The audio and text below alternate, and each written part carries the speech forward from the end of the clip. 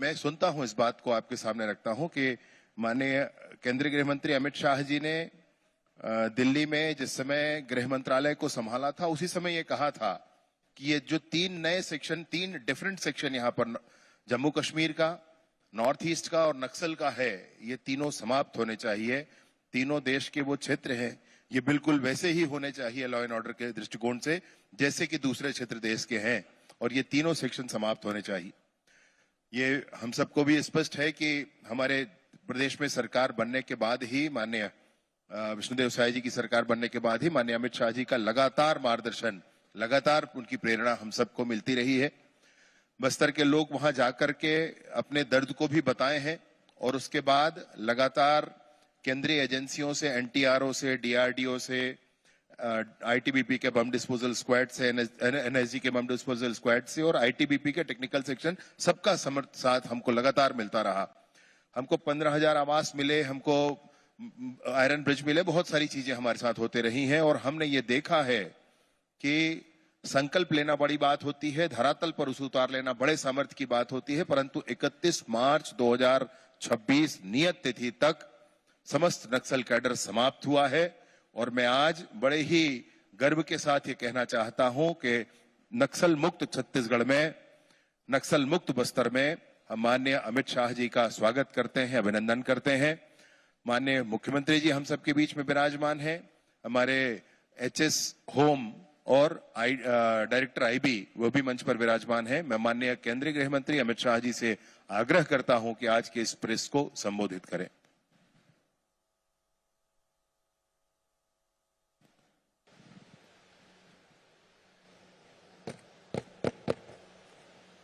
मित्रों, आप सभी का गृह मंत्रालय की इस प्रेस वार्ता में स्वागत है। मैं 31 मार्च 2026 के बाद पहली बार बस्तर में आया हूं। यहां मध्य क्षेत्रीय परिषद की 26वीं बैठक थी और कल से मैं यहां पर हूं। हर जगह पे बस्तर की जनता में उत्साह, विश्वास और भविष्य के प्रति आश्वस्तता का वातावरण सर्वदूर नजर आता है। भय का माहौल, बंदूकों के साये में जीवन जीने का औथार आज समाप्त होकर एक मुक्त सांस पूरा बस्तर ले रहा है। हम सब के लिए ये बड़ा आनंद का विषय है कि बस्तर नक्सल मुक्त हो गया है। मित्रों, इसमें कुछ तिथियों का बहुत बड़ा महत्व है। पहली तिथि 13 दिसंबर 2023, जब छत्तीसगढ़ में भारतीय जनता पार्टी की सरकार श्री विष्णुदेव साय जी के नेतृत्व में बनी। क्योंकि केंद्र में तो मोदी जी की सरकार पहले भी थी, परंतु यहां पर कांग्रेस की सरकार थी। और मैं निसंकोच कहना चाहता हूं, ढेर सारी ऐसी नॉन बीजेपी सरकारों ने नक्सल मुक्त अभियान में हमारा समर्थन किया है, मगर छत्तीसगढ़ की कांग्रेस सरकार ने नक्सल उन्मूलन अभियान में हमारा सहयोग नहीं किया था। 13 दिसंबर 2023 में यहां भाजपा सरकार बनने के तुरंत बाद हमने बस्तर में बचे हुए नक्सलवाद को समाप्त करने के लिए फिर से कवायद की। दूसरी तिथि 24 अगस्त 2024, जब सभी राज्यों की डीजी की बैठक करने के बाद ये घोषणा की गई कि 31 मार्च 2026 को ये देश को हम नक्सलवाद के आतंक से मुक्त कर देंगे। तीसरी तिथि आप सभी जानते हैं, 31 मार्च 2026 सुरक्षा बलों के पराक्रम, साहस और उनके बलिदान के कारण 31 मार्च 2026 की जो तिथि तय हुई थी, उसके पहले देश से नक्सलवाद का संपूर्ण उन्मूलन हो चुका है।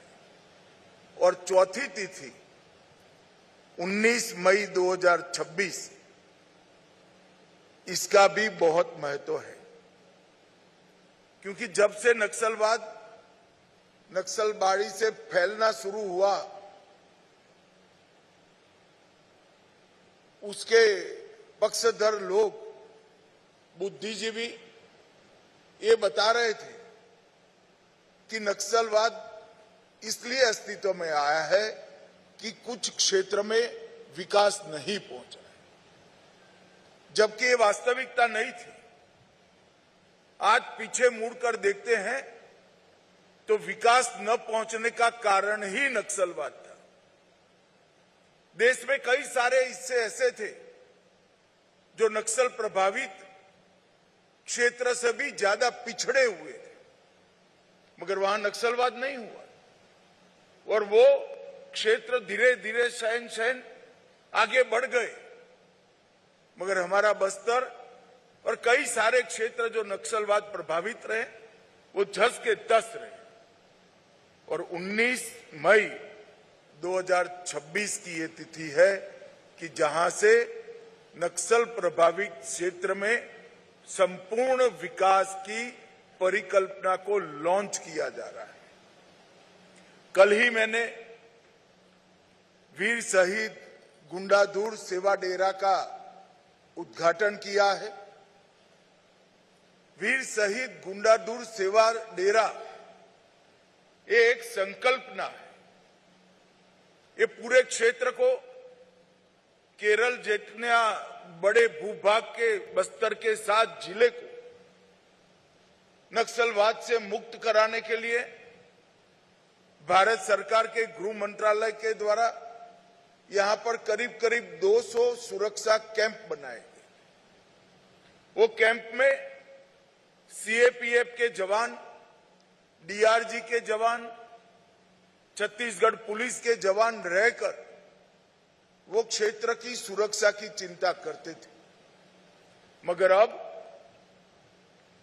बस्तर नक्सल मुक्त हो गए, तब हमने तय किया है कि प्रथम चरण में ये 200 कैंपों में से 70 कैंप, करीब करीब 1/3 कैंप को हम वीर शहीद गुंडाधुर सेवा डेरा में तब्दील करेंगे।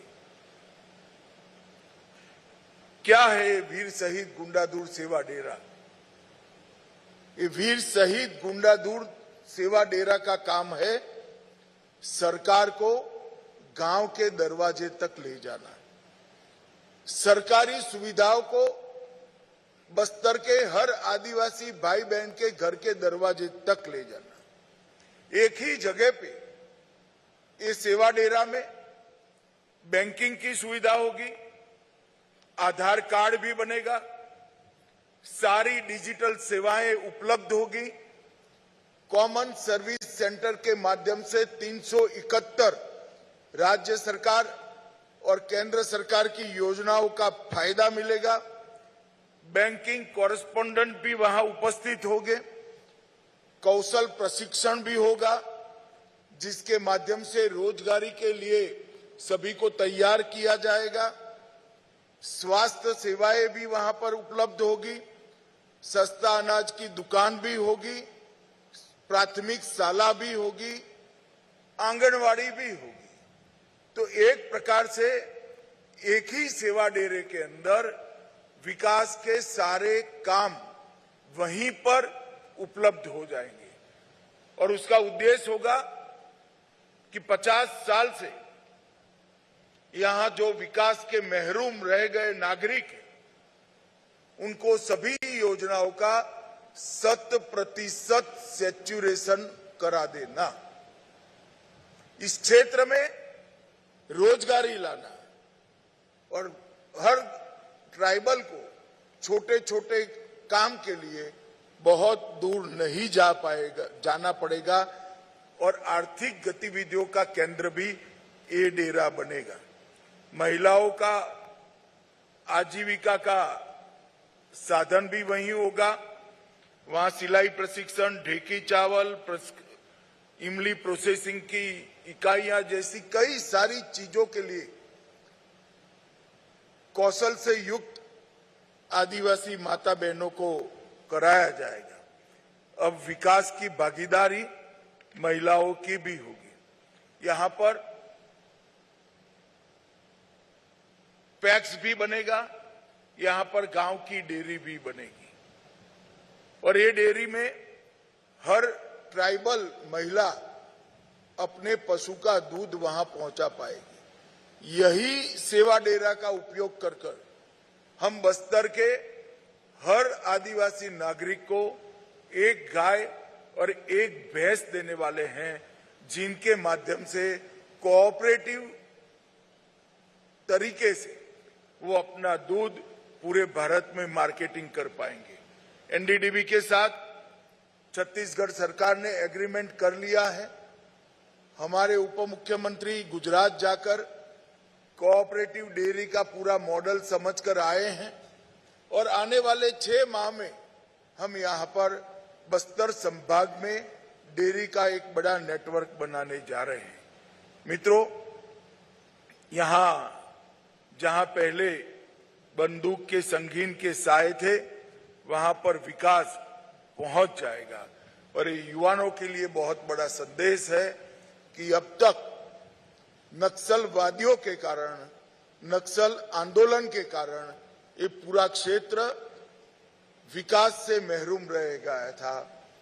ना उनका राशन कार्ड मिला, ना उनको मुफ्त अनाज की योजना का फायदा मिला, ना 5 लाख तक का स्वास्थ्य का बीमा मिला, ना उनके धान को 3100 रुपया क्विंटल खरीदने की व्यवस्था की गई।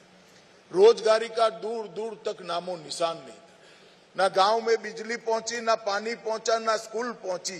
ये सारी व्यवस्था ये डेरा के माध्यम से हम पूर्ण बस्तर में करने जा रहे हैं और ये शहीद वीर गुंडादुर सेवा डेरा, ये नक्सल प्रभावित बस्तर जो एक जमाने में था, वो नक्सल मुक्त विकसित बस्तर बनाने का एक बहुत बड़ा जरिया बनेगा। यहीं पर जंगल की वन उपजों को कोऑपरेटिव तरीके से प्रोसेस कर इसका मुनाफा भी हम पूरा का पूरा हम आदिवासियों तक हम पहुंचाएंगे। मित्रों, इसके पहले ही भारत सरकार ने नरेंद्र मोदी जी के मार्गदर्शन में बस्तर के विकास के लिए कई सारे काम कर चुके हैं। हमने 20,557 करोड़ की लागत से 12,211 किलोमीटर सड़कों का निर्माण पूरा कर दिया है। टोटल 13,000 मोबाइल टावर का प्लानिंग किया है। इसमें से 5,000 मोबाइल टावर देश भर के नक्सल प्रभावित क्षेत्र में लग चुके हैं। 1804 बैंक की शाखाएं खुली हैं, 1321 एटीएम खुल चुके हैं और 890 पोस्ट ऑफिस खोलने का काम भी समाप्त हो चुका है। 259 एकलव्य मॉडल स्कूल खोले हैं, 46 आईटीआई और 49 स्किल डेवलपमेंट के सेंटर खुल चुके हैं। 90,000 से ज्यादा युवाओं को और महिलाओं के स्किलिंग का काम हो चुका है और कल ही 240 बिस्तरों वाला सुपर स्पेशलिटी अस्पताल बस्तर में, जगदलपुर में इसका उद्घाटन हो चुका है। नरेंद्र मोदी जी के नेतृत्व में नक्सल मुक्त जो क्षेत्र हुए हैं, बस्तर समेत पूरे देश के क्षेत्र के लिए विकास की एक कार्य योजना भारत सरकार ने बनाई है। पहला, विकास और सुरक्षा, विकास की योजनाओं का संपूर्ण सैचुरेशन और सुरक्षा की संपूर्ण व्यवस्था। दूसरा, युवा और महिलाओं के लिए भविष्य उन्मुख सशक्तिकरण का एक वैज्ञानिक कार्यक्रम। और तीसरा, जनजातीय संस्कृति और परंपराओं को बचाते हुए, आगे बढ़ाते हुए यहाँ की संस्कृति का संरक्षण और संवर्धन। आज मैं इस प्रेस वार्ता के माध्यम से देश को बताना चाहता हूं कि हमने यहाँ बस्तर पंडुम की शुरुआत की। मोदी जी ने एक प्रेरणा दी थी कि आदिवासी संस्कृति को बचाने के लिए भी पुरुषार्थ किया जाए, योजना बनाई जाए। ये बस्तर पंडुम के अंदर आदिवासी नृत्य, गीत, भाषा, वेशभूषा, व्यंजन, ये सभी प्रकार की यहाँ की संस्कृति को हस्तशिल्प समेत ये बस्तर पंडुम में एक बड़ा प्लेटफॉर्म दिया गया है। और मैं यहाँ आया था 1 साल पहले, 45,000 लोगों ने बस्तर पंडुम में हिस्सा लेकर इस सभी गतिविधियों को आगे बढ़ाया है। और एक वैज्ञानिक आयोजन गांव से तहसील में, तहसील से जिले में और जिले से संभाग स्तर पर ऊपर आते आते स्पर्धा के साथ यहाँ पर टोलियां आई थी और 45,000 लोग बस्तर की संस्कृति के संरक्षण और संवर्धन में अपने आप को इन्वॉल्व किए थे। इसी प्रकार से 2 बस्तर ओलंपिक हमारे आयोजित हो चुके हैं। अंतिम बस्तर ओलंपिक के समारोह में मैं आया था। 3,94,000, मैं फिर से रिपीट करना चाहूंगा, 3,94,000 खिलाड़ियों ने बस्तर संभाग में बस्तर ओलंपिक में हिस्सा लिया था। और उसमें एक बहुत बड़ी टोली पुनर्वास स्वीकारे हुए हमारे सरेंडर नक्सल भाइयों बहनों की भी थी और सबसे अच्छा परफॉर्मेंस उन्होंने किया था। नरेंद्र मोदी जी ने पूरे नक्सल मुक्त क्षेत्र के लिए एक लक्ष्य तय किया है कि सुरक्षा से विश्वास की यात्रा पूरी करनी है, विश्वास से विकास की यात्रा पूरी करनी है, विकास से समृद्धि की यात्रा और समृद्धि से संतृप्ति तक की यात्रा आने वाले 5 साल में पूरी करनी है। गृह मंत्रालय ने इसका एक वैज्ञानिक रोडमैप बनाया है और भले विजय भाई ने शुरुआत में कहा कि बस्तर नक्सल मुक्त हो गया है, मैं ऐसा मानता हूं कि सुरक्षा से विश्वास, विश्वास से विकास, विकास से समृद्धि और समृद्धि से संतृप्ति की यात्रा जब समाप्त होगी तभी बस्तर को नक्सल मुक्त माना जाएगा। और यहां से देश भर के माओवादी विचारधारा के अनुयायियों को हम एक संदेश देना चाहते हैं, हिंसा किसी भी बात का समाधान नहीं। लोकतांत्रिक मूल्य, परस्पर सहयोग और विकास की अवधारणा ही व्यक्ति के विकास का आधार बन सकते हैं। हिंसा से किसी का विकास नहीं हो सकता, न व्यक्ति का, न गांव का, न क्षेत्र का। और ये हमने आगे देखा है।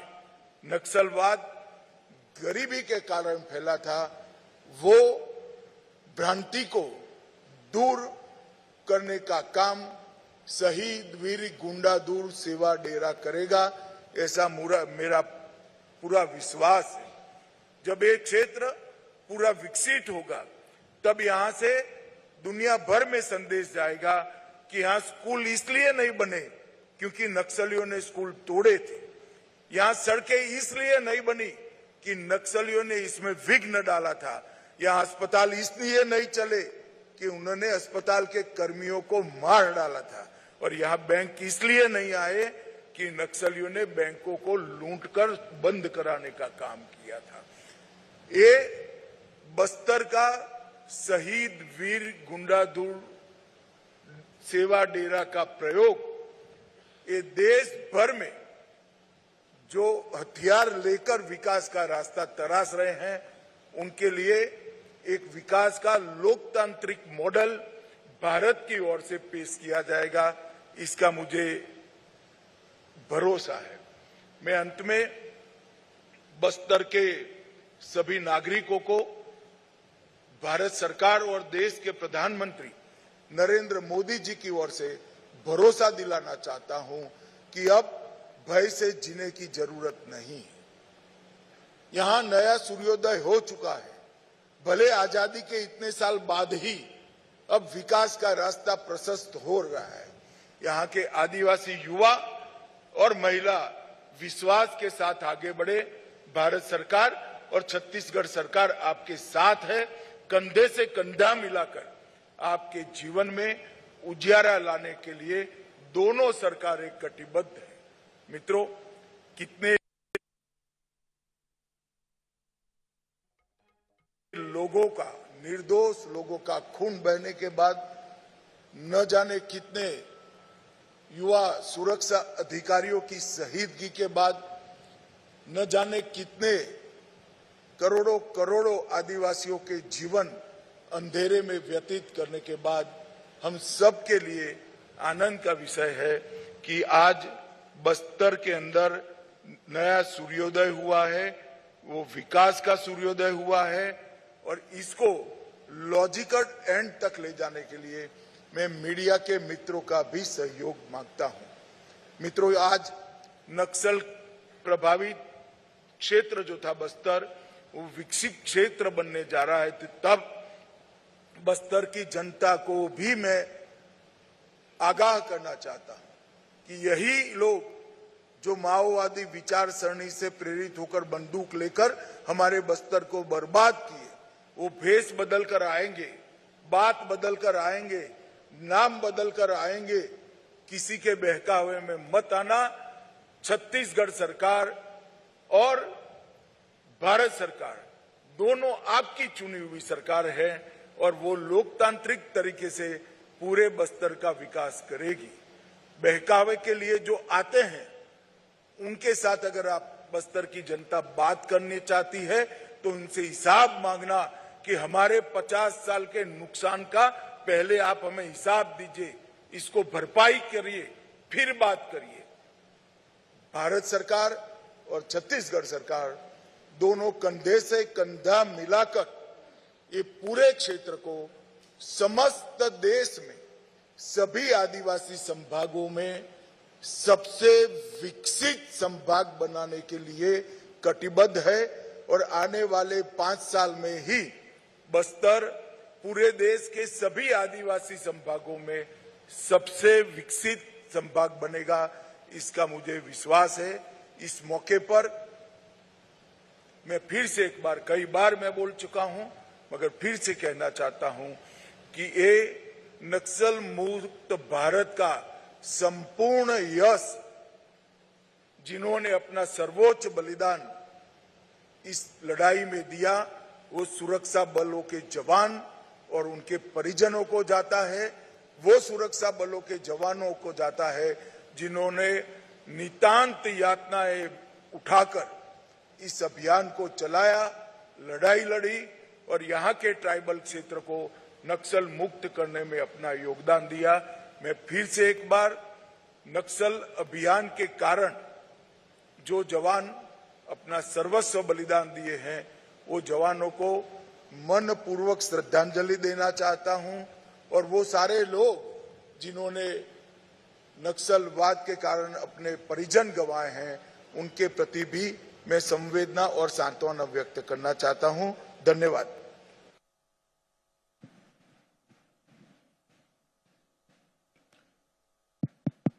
पीछे पीछे मेरा एक सवाल है। बचपन से हम ये सुनते आए हैं कि बस्तर के लिए दिल्ली से इतना पैसा चला है कि हर आदिवासी के घर में एक मारुति कार हो सकती थी। क्या हर आदिवासी के घर में एक मारुति कार खड़ी हो सकती थी? इतना पैसा दिल्ली से चला है, ऐसा बचपन से हम सुनते आए हैं।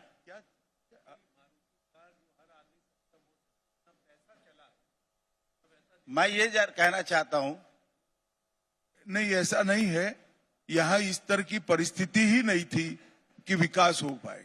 अब रोड बन गया, अस्पताल बन गया, मोबाइल टावर आ गए, गांव में पानी पहुंचने लगा है, स्कूल पहुंचने लगा है और स्किलिंग भी हो रहा है, तो समृद्धि अपने आप आएगी। सरकार मारुति गाड़ी नहीं भेज सकती, सरकार व्यक्ति को इसके योग्य बना सकती है जो अपनी मारुति खरीद पाए, वो हम सुनिश्चित करेंगे। बस्तर मुक्त धन्यवाद, हो गया बेटी। बस्तर नक्सल मुक्त तो हो हम गया विवाद सर। नहीं कर सकते भैया, सवाल जवाब कर। आगे आगे बढ़े सर, बस्तर नक्सल मुक्त हुआ, इसके लिए आपको बधाई, आपकी सरकार को बधाई। आपने बस्तर को सर्वश्रेष्ठ बस्तर बनाने की दिशा में जो 2030 का जो विजन दिया है, उस विजन के तहत कल माननीय मुख्यमंत्री 31 का 5 साल, हम 26 में है, 31 में होगा। ठीक है, नहीं, कल माननीय मुख्यमंत्री जी ने एक बात कही कि बस्तर में औद्योगिकरण नहीं होगा, कृषि आधारित विकास हम करेंगे। ऐसे में बस्तर के विकास का मॉडल आप क्या वो कर रहे हैं और बस्तर के लोग अभी कैसे आज मैं आपके सामने शहीद गुंडादुर सेवा डेरा का परिचय करने के लिए हूं। यहाँ के ग्रामीणों को, यहाँ के आदिवासी भाइयों बहनों को सक्षम बनाकर, उनका स्किल डेवलपमेंट कर स्वरोजगारी और डेयरी के माध्यम से समृद्ध कराने की हमारी ये योजना है। इसका परिचय कराने के लिए मैं आया हूं। जैसे जैसे समय आगे बढ़ेगा हम आगे की चीजें भी बताते जाएंगे।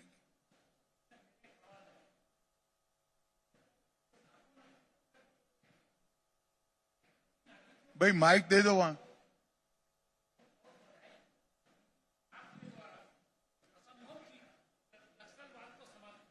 आपको कोटि कोटि साधुवाद। मेरा एक सवाल है, कल आपने जो बादल में एक बहुत बड़ा बात कही थी कि विकसित भारत बिना विकसित बस्तर के संभव नहीं है, तो मेरा सवाल यह है मान्यवर, बिना यात्री निरोध सुविधा के बस्तर में कैसा विकास की कल्पना करते हैं?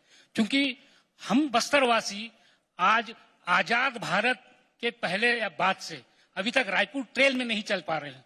इस संबंध में आप क्या कहना चाहेंगे और भारत सरकार क्या प्रयास करेगी? देखिए, एक ऐसे क्षेत्र के विकास की कार्ययोजना बनाने के लिए हम आगे बढ़े हैं जो बाकी के देश के हिस्सों से लगभग 30-40 साल विकास की रेस में पिछड़ गया है। यहाँ अभी हम सभी ग्रामीणों को सशक्तिकरण करेंगे, इंफ्रास्ट्रक्चर भी खड़ा करने का काम साइमल्टेनियसली हमने शुरू कर दिया है। यहाँ इरिगेशन की योजनाओं का भी डिजाइन हो रहा है, रेलवे भी पहुंच रही है और साथ में एक बार ये पहला चरण समाप्त होने के बाद बस्तर के संपूर्ण विकास की भी कार्ययोजना हम बनाएंगे। परंतु मैं इतना सुनिश्चित करना चाहता हूं कि बस्तर का हर नागरिक की अभी जो एवरेज आय है उसको कम से कम हम 5 साल में 6 गुना करने का काम करेंगे। इसमें कोई संशय रखने की जरूरत नहीं और इसका वैज्ञानिक आयोजन हमारे साथ उपलब्ध है। सर नमस्कार, मेरा नाम नरेश है। सर मैं जानना चाहता हूं, सर आपने एक मॉडल बताया कि सहकारिता के माध्यम से ये समृद्धि पहुंचेगी गांव तक, एक भैंस और एक गाय और अन्य चीजें की जाएंगी वन उत्पाद से संबंधित। क्या विशेष पैकेज का भी प्रावधान है? और जो रोजगार है क्या सहकारिता में पैकेज नहीं होता, सहकारिता अपने आप में पैकेज है। सब लोग परिश्रम करके सम्मान के साथ कमाते हैं जी। इसके अलावा क्या विशेष पैकेज? धन्यवाद। धन्यवाद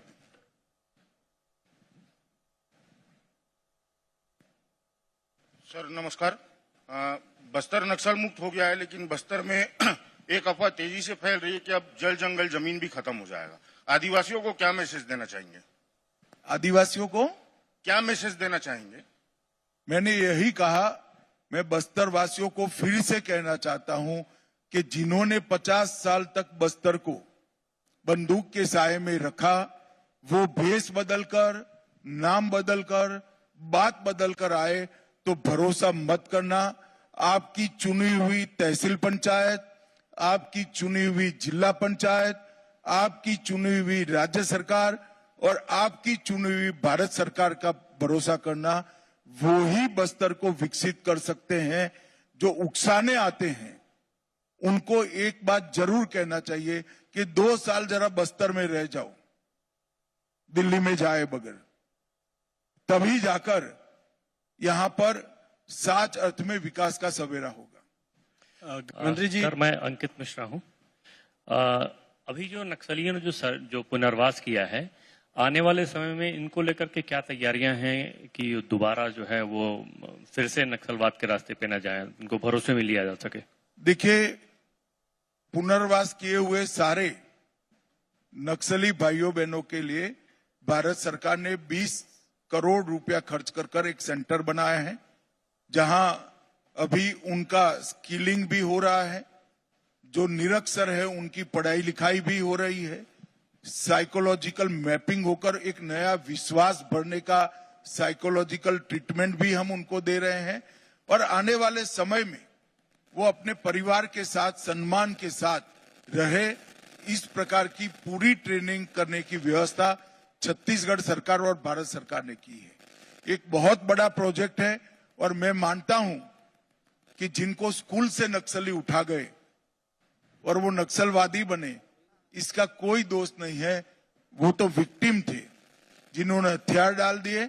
उनको पूरा अधिकार है सिस्टम के अंदर पुनः प्रस्तापित होकर सम्मान के साथ जीने का।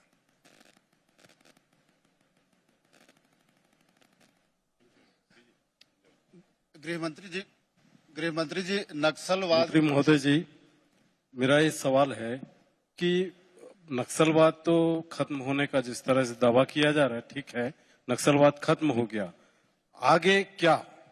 बस्तर अभी जिस स्थिति में है वो उसको विकसित होने में अभी एक्चुअल में आपने एक समय अवधि दिया था कि 31 मार्च तक नक्सलवाद खत्म हो जाएगा। अब हमारा ये सवाल है कि कब तक आपका ध्यान कहीं बाहर था, मैं पहले कह चुका हूं, फिर से बता देता हूं, 2031 तक। 2000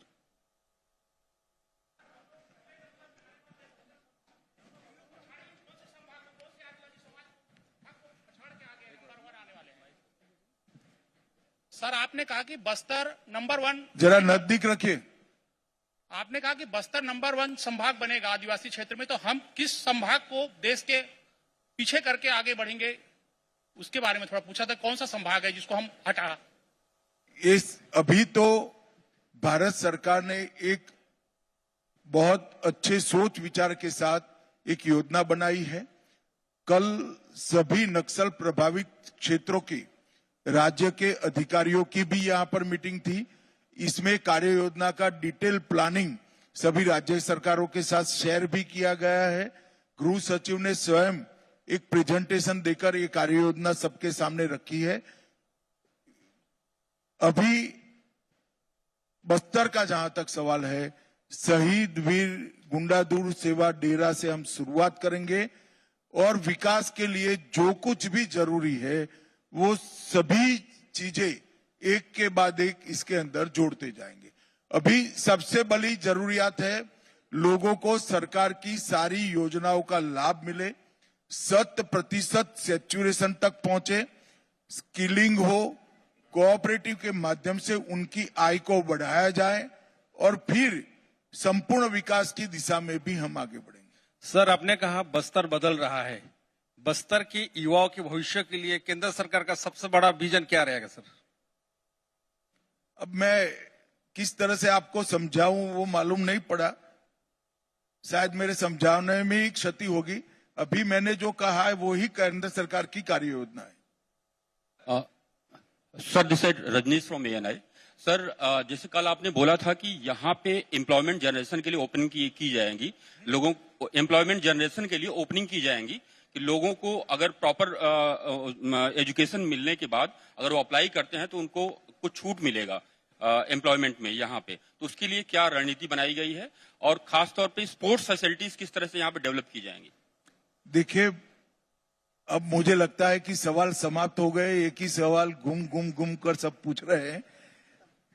अभी स्किलिंग के माध्यम से स्वरोजगार, एजुकेशन के माध्यम से सरकार में नौकरियां, एजुकेशन के माध्यम से प्राइवेट नौकरी में के लिए उसको लायक बनाना, और स्किलिंग के माध्यम से ही प्राइवेट नौकरी के लिए उसको लायक बनाना, और कोऑपरेटिव के माध्यम से किसान और महिला दोनों को रोजगारी के साथ जोड़ना। ये एक शुरुआती कार्य योजना है। पहला चरण समाप्त होने के तुरंत बाद हम आगे का रोड मैप लेकर भी आएंगे। चलिए, आप सभी का बहुत बहुत धन्यवाद। पहले तो